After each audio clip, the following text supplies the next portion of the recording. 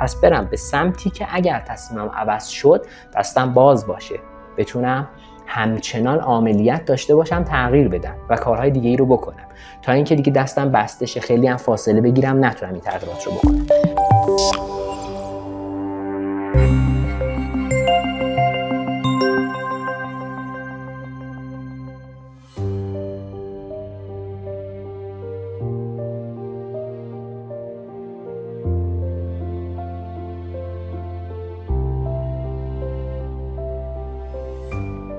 با نام و یاد خدا، سلام عرض میکنم خدمت شما. محمد نفیسی فرد هستم و در خدمت شما با ادامه مبحث انتخاب رشته. خب اما انتخاب رشته نهم، یک نکته رو من همین ابتدا خدمت شما عرض میکنم و اون این هست که تمام نکاتی که و توصیه هایی که من در این ویدیو خدمت شما عرض خواهم کرد همگی منوط به سیستم آموزشی در تاریخی که داریم این فیلم رو ضبط میکنیم هست. برخی از اظهار نظرها شاید تند باشه. به خاطر چی؟ چون تحلیلی است از سیستم آموزشی که در حال حاضر ما داریم و تاریخ ضبطش هم مرداد 1404، یعنی در شرایطی که ویدیو ضبط میشه این نکات به درد شما میخوره. اگر زمان گذشت یه سری تغییراتی در سیستم آموزشی رخ داد، بنده توصیه های دیگری خواهم داشت، ولی در حال حاضر توصیه ها همین مطالبی است که خدمتتون عرض میکنم. خب بهترین انتخاب در انتخاب رشته پایه نهم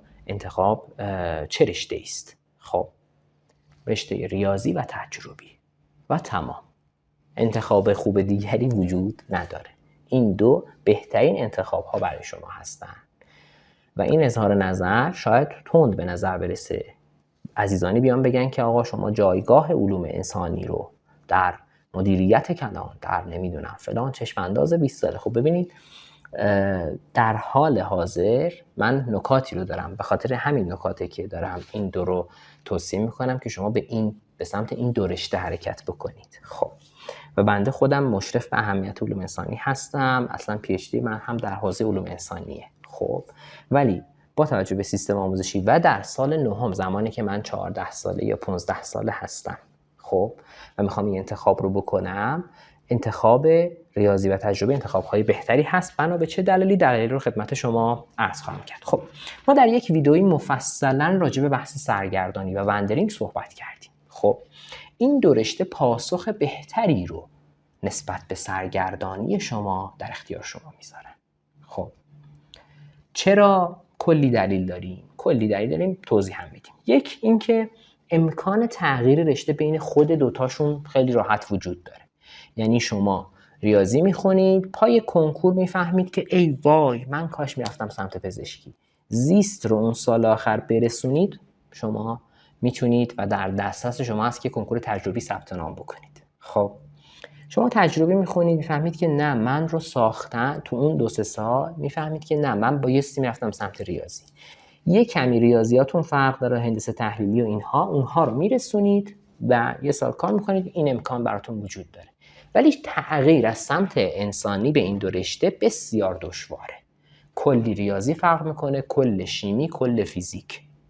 خب و برای شما سخته. خب شاید بگید که از ریاضی و تجربی هم من بخوام برم کنکور انسانی شرکت بکنم همین مشکلات رو دارم. شما آخه نیازی نداری بری کنکور انسانی شرکت بکنی. خب رشته های پرطرفدار انسانی شناورن، در اختیار شما در ریاضی و تجربی هست خودش. یعنی اگه مدیریت بخوای که در اختیارته، اگر روانشناسی بخوای که تو هم میتونی انتخاب بکنی. خب اگر اقتصاد بخوای یا چیزی بازم شما میتونی از ریاضی انتخاب بکنی. خب اما یه مسئله است، میگیم مثلا میمونه حقوق، میگم من فهمیدم عاشق وکالتم، چی کار بکنم؟ خب باز هم اگر چون این اتفاقی برای شما افتاد، شما فقط دانشگاه‌های تاپ رو در این کد رشته از دست دادید.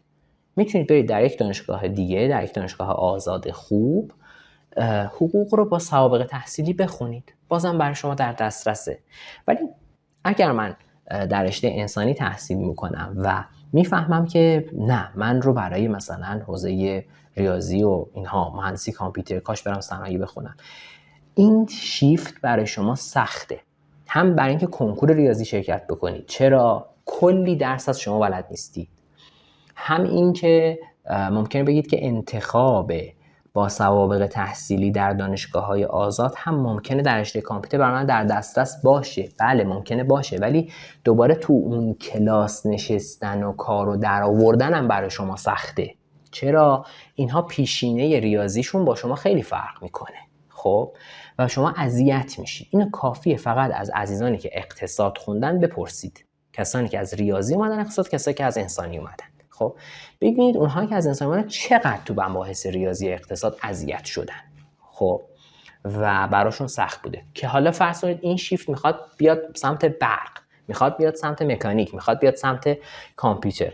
قطعاً این دشواریش بیشتره و تغییر از اون سمت کلاً به این سمت اومدن سخت‌تر و تغییر از این سمت به اون سمت اومدن آسان‌تر. علاوه بر این گستره انتخاب‌های بیشتری رو همین دو رشته برای شما در واقع خواهد داشت. خب این دلیل اول من با توجه به شرایط فعلی. اگر شرایط عوض شد، اگر بعضی از رشته‌ها فقط رفت تو انسانی، اون موقع پاسخ‌ها فرق خواهد کرد. ولی در حال حاضر این شرایط هست و میشه این کارها رو کرد.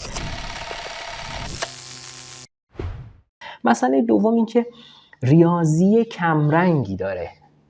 خب خیلی من خیلی طرفدار این هستم که شما ریاضی زیادی بخونید. خب و هر روز با یک مسئله ریاضی و یک چالش ریاضی رو حل بکنید. خب این خیلی به توسعه ذهن شما، به توانمندتر شدن شما از نظر ذهنی کمک میکنه. کلی پژوهش هم پشتش هست. خب فلذا خیلی زمان زودیه که من ریاضی رو در سبد رشد ذهنیم کم کنم. همونطور که شما یک رژیم غذایی دارید، یک رژیم رشد ذهنی هم دارید. تو این رژیم رشد ذهنی شما یک گروه خیلی پررنگی هست که همه ویتامین‌ها رو اینا رو داره و اون بحث مسئله های ریاضیه. خب مسئله احتمال حل کردن، مسئله آمار، مسئله ریاضی رو باید باش درگیر باشید تا ذهنتون توسعه پیدا بکنه. انقدر زود من از این موضوع فاصله بگیرم، قدرت تحلیلگری من رو کاهش خواهد داد. خب فلذا اگر شما، حالا آخرش هم میگم که در چه صورتی برید سمت رشته‌های فنی یا انسانی، ولی اگر تهش تصمیمتون اینه که برید سمت رشته‌های فنی یا انسانی، وقتی این تصمیم رو میگیرید حتما اینو بدونید که اون در واقع خلأ این بحث ریاضی هم خودتون یه جوری پر بکنید، براش پلن داشته باشید. خب و برید برای مثلا تایم‌های آزادتون ریاضی بخونید. خب که اون اتفاق رشد براتون رقم بخوره. خب نکته بعدی و دلیل بعدی من برای این انتخاب چیه؟ ببینید در رشته‌های نظری به طور کلی میانگین گروه همسالان و همقطاران شرایط بهتری رو دارن.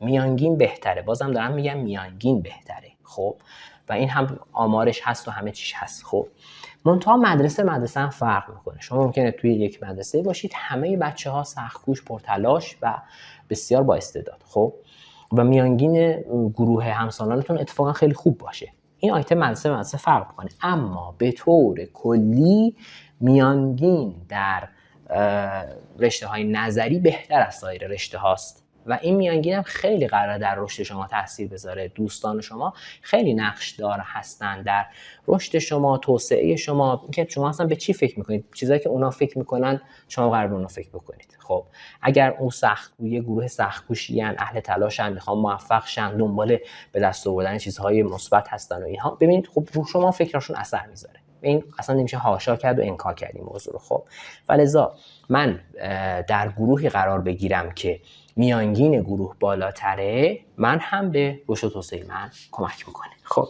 اون هم دلیل سوم.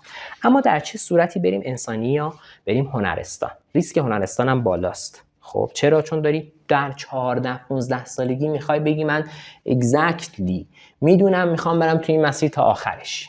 خب این تصمیم خیلی، مثلا یک تصمیمی که شما خیلی باید مطمئن باشید که این تصمیم رو بگیرید. خب چنج کردن، عوض کردن هم باز هم سخته، یعنی مثل بقیه سخته. خب یعنی اگر مطمئن نیستید، مثلا میتونید برید یه ریاضی بخونید، 2-3 سال زمان بخرید، بیشتر تجربه کنید، بیشتر مواجه بشید، بیشتر اون کارهایی که گفتم سری قبل انجام بدید تا از این که به چه چیزی علاقه دارید و به کدوم سمت می‌خواید برید مطمئن تر بشید. خب و زمان بیشتری برای خودتون بخرید، مگر در مواردی که شما دقیقاً میدونید، مطمئن هستید که من میخوام همین رشته، من میخوام برم، اصلا معلومم پدرم وکیل هست و من اصلا عاشق این کار هستم، پس دیگه ببین مسیر تو خیلی واضحه.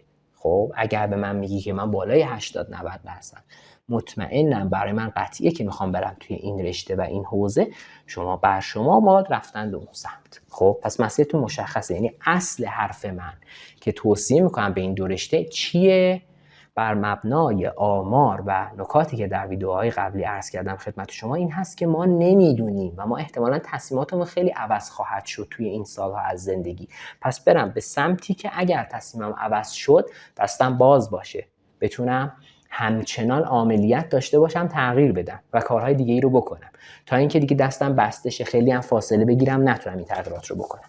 فلذا بر این مبنا و در این تاریخ با توجه به سیستم آموزشی این توصیه های من در انتخاب رشته نهم خدمت شما عزیزان خواهد بود. براتون بهترین ها رو آرزو میکنم. موفق باشید.